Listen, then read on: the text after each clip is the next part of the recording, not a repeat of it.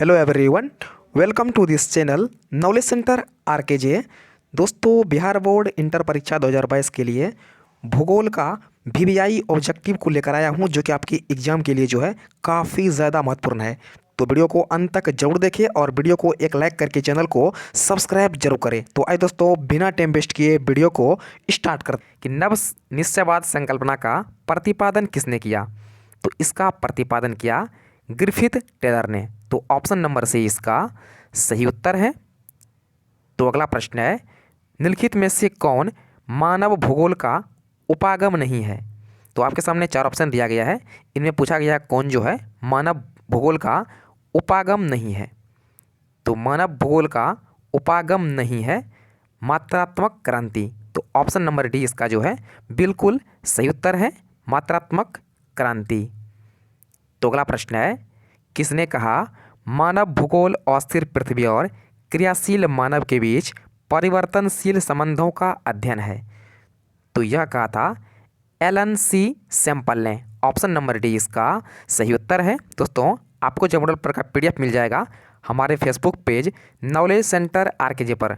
आपको जो है फेसबुक पर सर्च करना होगा, चैनल का नाम नॉलेज सेंटर आरकेजे, वहाँ पर आपको जो है इस मॉडल पर का पीडीएफ मिल जाएगा। तो नेक्स्ट क्वेश्चन है, सैन्य भूगोल मानव भूगोल के किस क्षेत्र का उपक्षेत्र है। तो ये उपक्षेत्र है राजनीतिक भूगोल का। आपको बता दूं कि सैन्य भूगोल जो है मानव भूगोल के राजनीतिक भूगोल क्षेत्र के जो है उपक्षेत्र है। तो ऑप्शन नंबर डी इसका जो है बिल्कुल सही उत्तर है। तो अगला प्रश्न है, निम्नलिखित में से कौन क्षेत्र सघन जनसंख्या वाला है। दिया गया है निम्नलिखित में से कौन क्षेत्र सघन जनसंख्या वाला है। तो सघन जनसंख्या वाला है दक्षिण पूर्व एशिया। दक्षिण पूर्व एशिया जो है सघन जनसंख्या वाला क्षेत्र है। तो ऑप्शन नंबर डी इसका जो है बिल्कुल सही उत्तर है।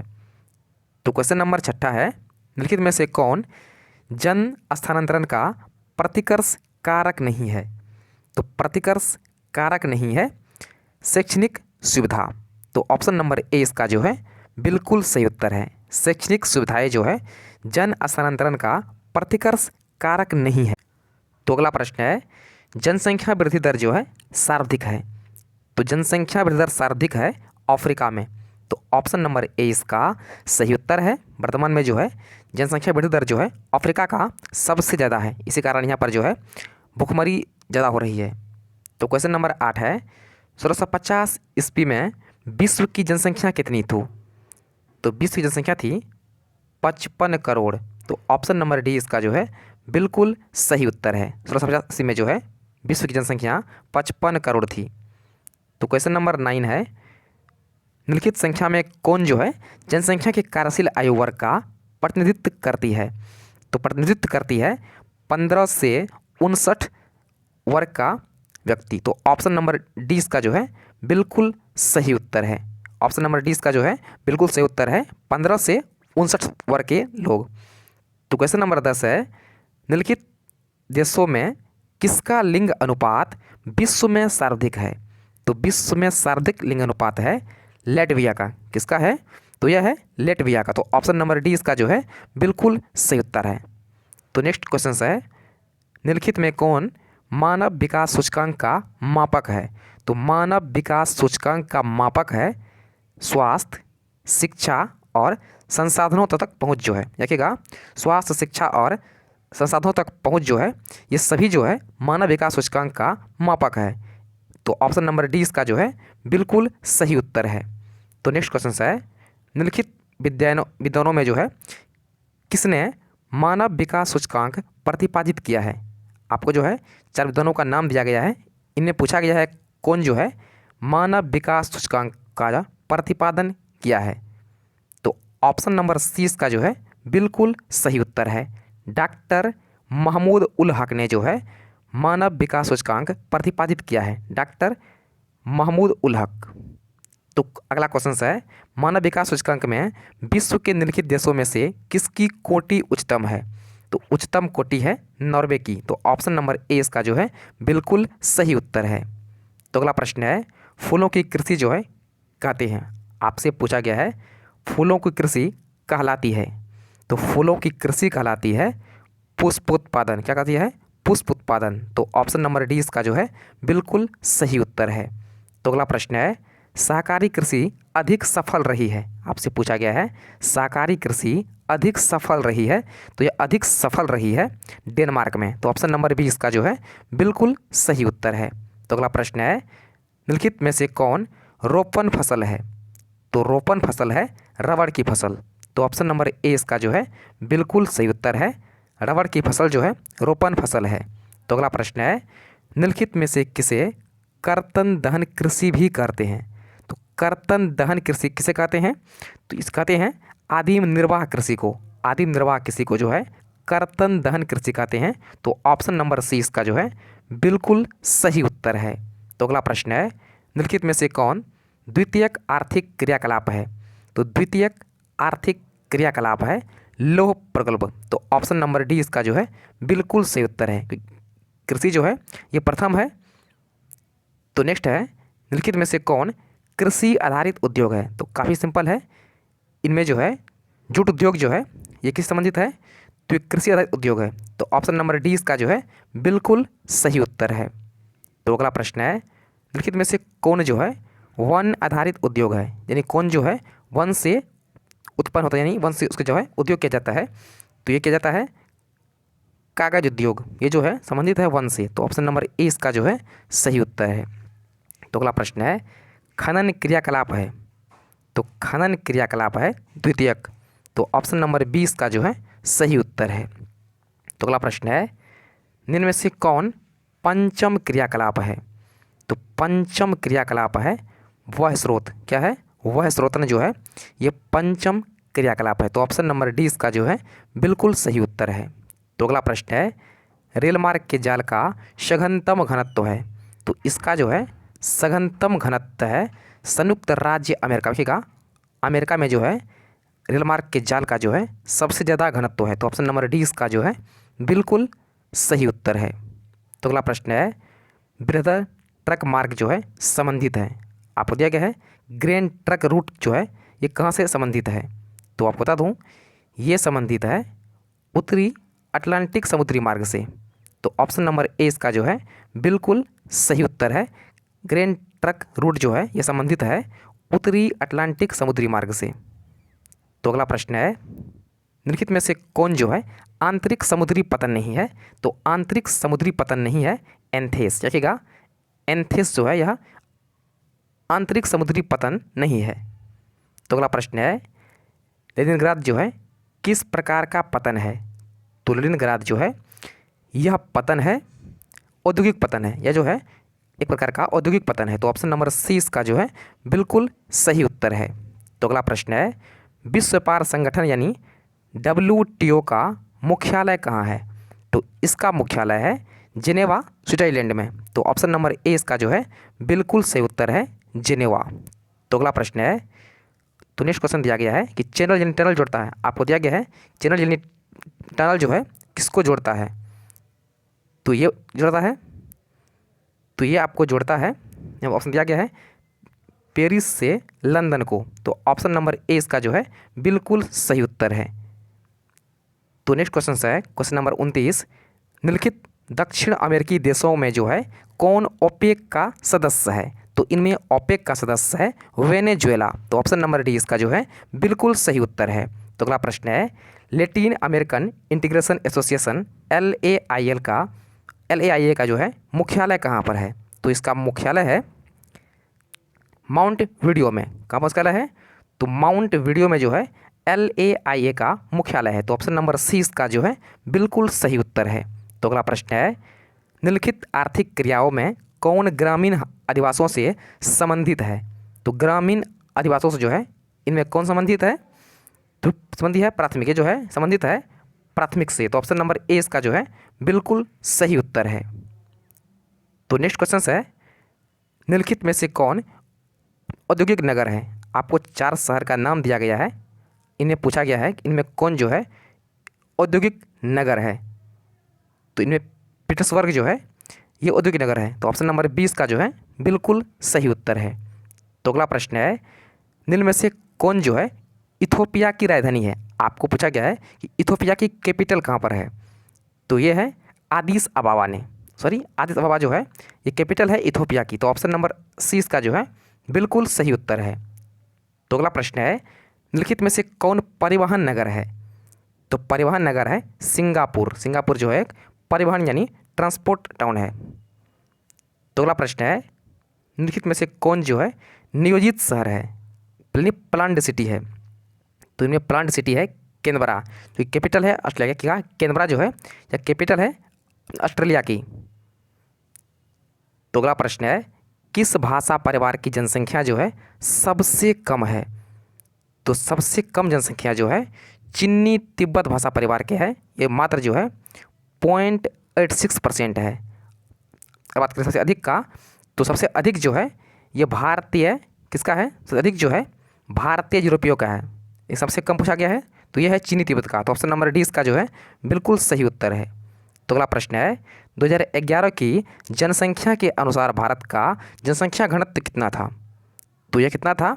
यह था 382 व्यक्ति प्रति वर्ग किलोमीटर। तो ऑप्शन नंबर ए इसका जो है सही उत्तर है। तो अगला प्रश्न है, 2011 की जनगणना के अनुसार जो है भारत के किस राज्य की जनसंख्या सबसे कम है? तो सबसे कम जनसंख्या किसका था? तो यह था सिक्किम का। तो ऑप्शन नंबर सी इसका जो है बिल्कुल सही उत्तर है। तो नेक्स्ट क्वेश्चन है, 2011 की जनगणना के अनुसार जो है किस राज्य की जनसंख्या घनत्व जो है सबसे अधिक है? तो बता दूं कि 2011 से जो है देखिएगा, 2011 की जनगणना से जो है आपको एग्जाम में 1 से 2 क्वेश्चन देखने को मिल जाएगा। तो इनको आप लोग जो है अच्छे से पढ़ लीजिएगा। आप लोग जो है 2011 की जनगणना को अच्छे से पढ़ लीजिएगा, इनसे आपके एग्जाम में जो है 1 से 2 क्वेश्चन आ सकते हैं। तो क्या क्या है कि 2011 के अनुसार जो है किस राज्य की जनसंख्या का घनत्व जो है सबसे ज़्यादा है? तो सबसे ज़्यादा घनत्व है बिहार का। किसका था? तो बिहार का। तो ऑप्शन नंबर 20 का जो है बिल्कुल सही उत्तर है। तो अगला प्रश्न है, किस राज्य में सर्वाधिक संख्या में अप्रवासी आते हैं? तो वो आते हैं महाराष्ट्र में। देखिएगा, महाराष्ट्र में जो है सबसे ज़्यादा अप्रवासी आते हैं, क्योंकि यहाँ पर जो उद्योग ज़्यादा है, यहाँ पर अच्छे काम मिलते हैं। तो क्वेश्चन नंबर 41 है, भारत में पुरुष प्रवास की प्रमुख धारा है। तो भारत में पुरुष प्रवास की प्रमुख धारा है ग्रामीण से नगरीय। तो ऑप्शन नंबर ए इसका सही उत्तर है। तो अगला प्रश्न है, मानव विकास सूचकांक में भारत के निम्नलिखित राज्यों में से किसकी कोटि उच्चतम है? तो उच्चतम कोटि है केरल की। तो ऑप्शन नंबर डी इसका जो है बिल्कुल सही उत्तर है। मानव विकास सूचकांक में केरल की कोटि जो है उच्चतम है। तो अगला प्रश्न है, निम्नलिखित केंद्रशासित प्रदेश में जो है किसकी साक्षरता दर जो है ये उच्चतम है? तो ये उच्चतम है लक्षद्वीप की। तो ऑप्शन नंबर डी इसका जो है बिल्कुल सही उत्तर है। तो अगला प्रश्न है, निम्नलिखित नगरों में से कौन नदी तट पर अवस्थित नहीं है? आपके सामने 4 शहर का नाम दिया गया है, इनमें पूछा गया कौन सा शहर जो है नदी तट पर जो है अवस्थित नहीं है। तो पहला आगरा है जो कि अवस्थित है जमुना नदी के तट पर। नेक्स्ट है कोलकाता जो कि स्थित है हुगली नदी के तट पर। नेक्स्ट आपका है ऑप्शन नंबर सी में पटना जो कि स्थित है गंगा नदी के तट पर। और आपका ऑप्शन नंबर डी में भोपाल है। तो भोपाल जो है किसी भी नदी के तट पर अवस्थित नहीं है। तो ऑप्शन नंबर डी इसका जो है बिल्कुल सही उत्तर है भोपाल। तो अगला प्रश्न है, निम्नलिखित में से कौन जो है खनन शहर है यानी मीनिंग टाउन है? तो इसका जगह सही उत्तर ऑप्शन नंबर सी सिंगरौली। तो ऑप्शन नंबर सी इसका जो है बिल्कुल सही उत्तर है। सिंगरौली जो है खनन शहर नहीं है। क्वेश्चन नंबर 46 है, हरित क्रांति संबंधित है। तो हरित क्रांति जो है यह संबंधित है किससे है? तो खाद्यान्न उत्पादन से। तो ऑप्शन नंबर ए इसका जो है बिल्कुल सही उत्तर है। दोस्तों, आप लोग को नीचे कमेंट करना है कि हरित क्रांति का जो है जनक कौन है। आप लोग को नीचे कमेंट करना है कि हरित क्रांति का जनक कौन है। तो क्वेश्चन नंबर 47 है, निम्नलिखित में से कौन रेशेदार फसल नहीं है? तो आपके सामने 4 ऑप्शन दिया गया है, इसमें पूछा गया कौन जो है रेशेदार फसल नहीं है। तो ऑप्शन नंबर सी कॉफ़ी जो है रेशेदार फसल नहीं है। बाकी जूट, कपास और मेस्टा जो है एक प्रकार का रेशेदार फसल है। तो ऑप्शन नंबर सी इसका जो है बिल्कुल सही उत्तर है। तो अगला प्रश्न है, निम्नलिखित राज्यों में से कौन चाय उत्पादक नहीं है? पूछा गया है कौन सा कैपिटल जो है चाय का उत्पादक नहीं है। तो असम भी है उत्पादक राज्य, इसके अलावा आपका केरल भी है और पश्चिम बंगाल भी है, लेकिन राजस्थान नहीं है। तो ऑप्शन नंबर डी इसका जो है सही उत्तर है राजस्थान। तो नेक्स्ट है, निम्नलिखित में से कौन खाद्यान्न है? आपसे पूछा गया है इनमें कौन जो है ये खाद्यान्न है। गन्ना दिया गया ऑप्शन में, मक्का, कॉफ़ी या चुकंदर, कौन जो है खाद्यान्न है? तो इनमें देखिएगा मक्का जो है ये खाद्यान्न है। तो ऑप्शन नंबर सी इसका जो है बिल्कुल सही उत्तर है। तो नेक्स्ट दिया गया है, निम्नलिखित राज्यों में से कौन कपास उत्पादक नहीं है? इनमें कौन सा राज्य जो है कपास उत्पादक नहीं है? देखिएगा हिमाचल प्रदेश जो है यह कपास उत्पादक नहीं है, यानी इसके अलावा जो है गुजरात, आंध्र प्रदेश और हरियाणा जो है ये तीनों जो है कपास का उत्पादन करता है, लेकिन हिमाचल प्रदेश नहीं करता है। तो ऑप्शन नंबर डी इसका जो है बिल्कुल सही उत्तर है। तो नेक्स्ट आपको दिया गया है, निम्नलिखित में से कौन भारत का सबसे लंबा राष्ट्रीय राजमार्ग है? तो देखिएगा कि वर्तमान में जो है NH-44 जो है भारत का सबसे लंबा राष्ट्रीय राजमार्ग यानी NH है, जो कि कश्मीर से लेकर जो है कन्याकुमारी तक जाती है। तो ऑप्शन नंबर 20 का जो है बिल्कुल सही उत्तर है। और इन्हीं का नाम पहले जो है NH-7 देखिएगा, इन्हीं का पहले का नाम जो है वो NH-7 था, जो अब जो है इनको कहा जाता है NH-44। तो क्वेश्चन नंबर 52 है, जल है। तो क्या जल क्या है? तो जल एक प्रकार का जो है क्या है, न ही जैव संसाधन है, न ही अजैव है और न ही जो है अनवीकरणीय है। तो ये नवीकरणीय है। तो ऑप्शन नंबर डी इसका जो है सही उत्तर है, इनमें से कोई नहीं। तो नेक्स्ट आपको दिया गया है, केंद्र सरकार का हरियाली प्रोजेक्ट संबंधित है। तो ये किससे संबंधित है? तो ये संबंधित है जल संसाधन से। तो ऑप्शन नंबर 20 का जो है बिल्कुल सही उत्तर है जल संरक्षण से, यानी वाटर कंजर्वेशन से। तो क्वेश्चन नंबर 54 दिया गया है, निम्नलिखित में से कौन जो है ऊर्जा का अनवीकरणीय स्रोत है? तो ऊर्जा का अनवीकरणीय स्रोत है तापीय ऊर्जा। तो ऑप्शन नंबर ए इसका जो है बिल्कुल सही उत्तर है थर्मल एनर्जी। तो क्वेश्चन नंबर 55 दिया गया है, हीराकुंड परियोजना जो है यह अवस्थित है। तो यह अवस्थित है महानदी पर, जो कि उड़ीसा में स्थित है। तो ऑप्शन नंबर ए इसका जो है बिल्कुल सही उत्तर है। तो नेक्स्ट आपको दिया गया है, निम्नलिखित राज्य में किसमें काकरापार नाभिकीय ऊर्जा केंद्र अवस्थित है? तो आपको बता दूं कि यह अवस्थित है गुजरात में। देखिएगा गुजरात में जो है काकरापार नाभिकीय ऊर्जा केंद्र अवस्थित है। तो ऑप्शन नंबर डी इसका सही उत्तर है। तो नेक्स्ट आपका दिया गया है, खेतड़ी तांबा क्षेत्र किस राज्य में स्थित है? तो यह अवस्थित है राजस्थान में। तो ऑप्शन नंबर डी इसका जो है बिल्कुल सही उत्तर है। तो नेक्स्ट आपको दिया गया है, बोकारो इस्पात केंद्र कहाँ पर है? तो बोकारो इस्पात केंद्र यह कहाँ पर है? तो यह है क्या दिया गया है कि बोकारो इस्पात जो है केंद्र है। तो यह एक प्रकार का जो है क्या है? तो यह एक प्रकार जो है सार्वजनिक क्षेत्र के हैं। ऑप्शन नंबर सी इसका जो है बिल्कुल सही उत्तर है।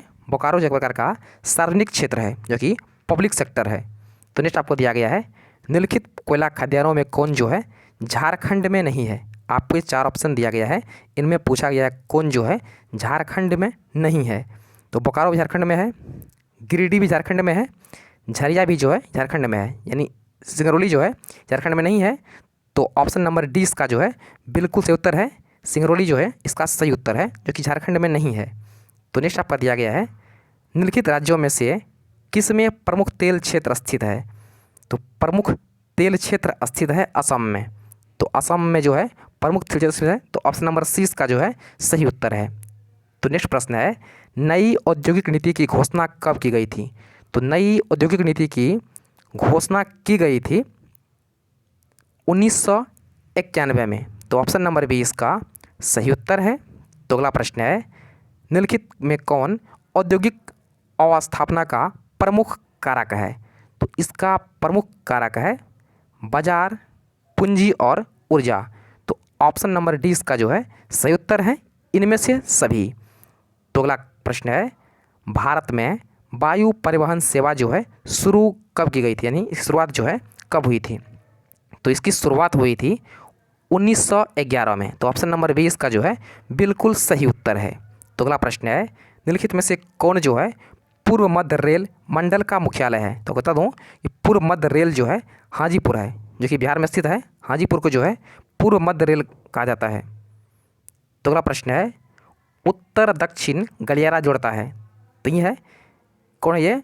तो बता दूँ, अभी जो बताइए मैं आपको कि NH-44 जो है, जो भारत का सबसे बड़ा NH है, यही जो है उत्तर दक्षिण गलियारा है, जो कि जोड़ता है जम्मू कश्मीर यानी श्रीनगर से जोड़ता है, श्रीनगर को जोड़ता है कन्याकुमारी से। तो ऑप्शन नंबर सी इसका जो है बिल्कुल सही उत्तर है। तो अगला प्रश्न है, तूतीकोरिन पत्तन स्थित है? तूतीकोरिन पोर्ट जो है यह कहाँ पर यानी किस राज्य में स्थित है? तो ये स्थित है तमिलनाडु में। तो ऑप्शन नंबर 20 का जो है बिल्कुल सही उत्तर है। तो अगला प्रश्न है, अम्ल वर्षा का कारण है? तो अम्ल वर्षा का कारण क्या है? तो इसका कारण है वायु प्रदूषण। तो ऑप्शन नंबर सी इसका जो है बिल्कुल सही, देखिएगा, वायु प्रदूषण जो है यह अम्ल वर्षा का कारण है। तो अगला प्रश्न है, 2010 से 11 में निम्नलिखित में से कौन भारत का सबसे बड़ा व्यापारिक भागीदार था? तो भारत का सबसे बड़ा व्यापारिक भागीदार कौन था 2011 में? तो ये चीन था। उस टाइम जो है चीन जो है भारत का सबसे बड़ा व्यापारिक भागीदार था। तो ऑप्शन नंबर 20 का जो है बिल्कुल सही उत्तर है। तो अगला प्रश्न है, ध्वनि प्रदूषण का प्रमुख स्रोत क्या है? तो उद्योग भी है, मोटर वाहन भी है और लाउड स्पीकर भी है। तो कुल मिलाकर जो है सभी है। तो ऑप्शन नंबर डी इसका जो है बिल्कुल सही उत्तर है, इनमें से सभी। तो क्वेश्चन नंबर 70 है, प्रतिकर्ष और अपकर्ष कारक उत्तरदायी है? आपको दिया गया है कि प्रतिकर्ष और अपकर्ष कारक जो है यह उत्तरदायी है। तो यह उत्तरदायी है प्रवास के लिए, इन्हीं के लिए होता है। तो ऑप्शन नंबर ए इसका जो है बिल्कुल सही उत्तर है। दोस्तों ये थे 70 क्वेश्चंस जो कि आपके मॉडल पर में दिए गए हैं ज्योग्राफी का। तो देख लेते हैं कोई क्वेश्चन जो है कि दिया गया है सब्जेक्टिव का। तो आप देख सकते हैं क्वेश्चंस, ये क्वेश्चन आपका जो है 2 मार्क का है। तो इसका PDF आपको जो है मिल जाएगा हमारे फेसबुक पेज पर। तो आप वहाँ से जो है इसको डाउनलोड कर लीजिएगा। ये आपका लघु दिया गया है, 6 क्वेश्चन आपका लघु भी दिया गया है। तो इसका PDF आपको जो है मिल जाएगा हमारे फेसबुक पेज पर। तो आप वहाँ से जो है डाउनलोड कर लीजिएगा। तो फेसबुक पेज का नाम है, चैनल का नाम जो है नॉलेज सेंटर RKG है, वहीं जो है फेसबुक पेज का भी नाम है। तो आप जो है फेसबुक पर सर्च करके इसको डाउनलोड कर लीजिएगा। तो वीडियो को एक लाइक और दोस्तों में शेयर जरूर कीजिएगा और चैनल को सब्सक्राइब नहीं किया, चैनल पर पहली बार आए हैं तो चैनल को सब्सक्राइब जो है जरूर कीजिएगा। आपको इसी पर जो है बाकी सभी मिलने वाला है।